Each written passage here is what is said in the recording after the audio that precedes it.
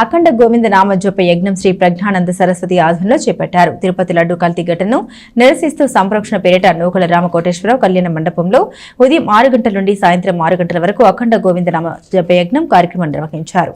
స్థానిక బోస్ రోడ్లోని నూకల రామకోటేశ్వరరావు కళ్యాణ మండపంలో ప్రజ్ఞానంద సరస్వతి బాలస్వామీజీ నేతృత్వంలో శనివారం అఖండ గోవిందనామ జప యజ్ఞం కార్యక్రమం నిర్వహించారు. వేదికపై ప్రత్యేకంగా అలంకరించిన శ్రీ వెంకటేశ్వర స్వామికి తొలుత విశేష పూజలు నిర్వహించి భక్తులు గోవిందనామ జప యజ్ఞాన్ని భక్తి శ్రద్ధలతో ప్రారంభించారు. తెనాలి పట్టణ పరిసర ప్రాంతాల నుంచి భక్తులు టీటీడీ దాన సాహిత్య ప్రాజెక్టు చెందిన భజన బృందాలు విశేషంగా పాల్గొని గోవిందనామాన్ని ఆలపించారు. ఈ సందర్భంగా బాలస్వామీజీ మాట్లాడుతూ తిరుమల తిరుపతి లడ్డు కల్తీ తెలిసి చేసినా తెలియక చేసినా సంప్రోషణ చేయాల్సిందే అని అన్నారు. తిరుపతిలో జరిగిన కల్తీ ఘటన మనసుని కలిచివేసిందని, లడ్డు కల్తీ ఎలా జరిగినా సంప్రోషణ చేయాల్సిన అవసరం ఉందని, వెంకటేశ్వర స్వామి వారికి ఇష్టమైన శనివారం ప్రత్యేక పూజలు నిర్వహించి సంప్రోషణ చేపట్టామని తెలిపారు. ఈ కార్యక్రమంలో స్వామివారి భక్తులు పాల్గొన్నారు.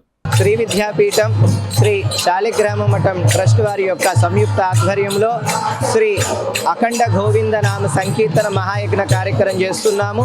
తిరుమల తిరుపతి దేవస్థానం దాసాహిత్య ప్రాజెక్టు గుంటూరు కృష్ణా జిల్లా అధ్యక్షులైన శ్రీమాన్ గెడ్డిపాటి శ్రీనివాసరావు గారి యొక్క ఆధ్వర్యంలో ఈ గోవిందనామ భజన సమాజంతో విశేషంగా అఖండ గోవిందనామ కార్యక్రమం చేస్తున్నాము.